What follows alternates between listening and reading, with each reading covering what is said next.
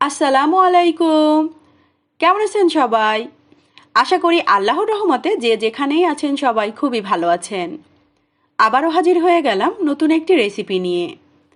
আজকে তৈরি করে দেখাবো ছোলা দিয়ে খুবই মজাদার একটা হেলদি চাটের রেসিপি।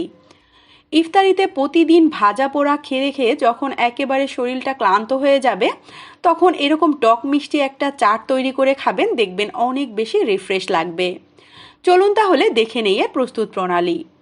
চাটটা তৈরি করার জন্য এখানে আমি সেদ্ধ করা আলু এবং ডিম কুচি করে নিয়েছি। তার সঙ্গে নিয়েছি কাঁচামরিচ কুচি, পেঁয়াজ কুচি, গাজর কুচি, শসা কুচি, টমেটো কুচি এবং 1 কাপ নিয়েছি ছোলা সিদ্ধ। এখন এই চাটটা কিভাবে তৈরি করব সেটাই দেখে নিন। প্রথমে বড় একটা বোলের মধ্যে নিয়ে নিচ্ছি সেদ্ধ করে রাখা পরিমাণ মতো ছোলা, তার সঙ্গে যাবতীয় সব উপকরণ।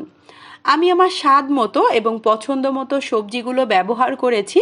আপনারা আপনাদের টেস্ট মতো এখানে যে কোনো ধরনের সবজি কিন্তু ব্যবহার করতে পারেন। তবে যে কোনো চাট তৈরিতে এই কয়টা উপকরণ দিলেই কিন্তু খেতে দেখবেন বেশি ভালো লাগবে। সব কিছু একসাথে দিয়ে নিয়েছি, শুধুমাত্র সেদ্ধ করে রাখা ডিমটা বাদে। তারপরে এখানে দিয়ে দিচ্ছি 1/4 কাপ পরিমাণ ফ্যাটানো টক দই। টক দইটা কিন্তু আমাদের শরীরের জন্য অনেক বেশি উপকারী। তারপর দিয়ে দিচ্ছি এখানে স্বাদমতো লবণ। প্রথমে একটু কম করে দিবেন, পরবর্তীতে টেস্ট করে যদি কম হয় তখন অ্যাডজাস্ট করে নেবেন। দিয়ে দিচ্ছি 1/2 চামচের মতো চিলি ফ্লেক্স। তার সঙ্গে দিয়ে দিচ্ছি পরিমাণ মতো ফ্রেশ কিছু ধনিয়া পাতা কুচি। তারপর দিয়ে দিচ্ছি এখানে 1 টুকরো লেবুর রস। একটু টক ঝাল মিষ্টি হবে, এর কারণে চাটটা খেতে কিন্তু বেশ ভালো লাগবে। লেবুর রসটা চেষ্টা করবেন একটু বেশি পরিমাণে ব্যবহার করার, এতে করে ফ্লেভারটাও ভালো আসবে, খেতেও বেশ ভালো লাগবে। সব কিছু একসাথে একত্রে একটু মিক্সড করে নিয়েছি।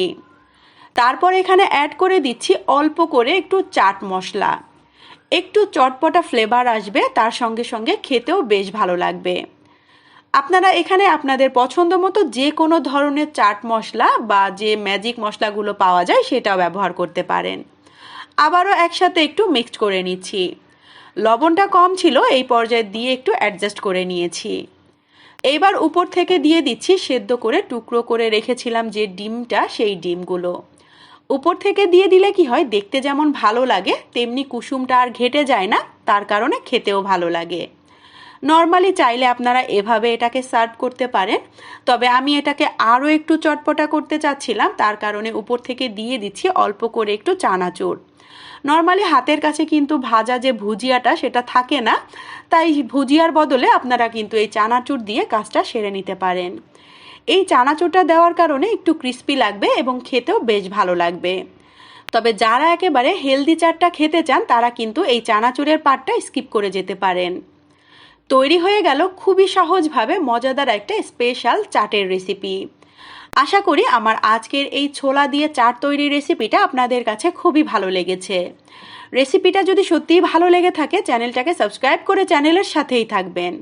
রেসিপিতে লাইক অ্যান্ড কমেন্ট করবেন, বেশি বেশি করে শেয়ার করবেন। ধন্যবাদ। আল্লাহ হাফেজ সবাইকে। আসসালামু আলাইকুম।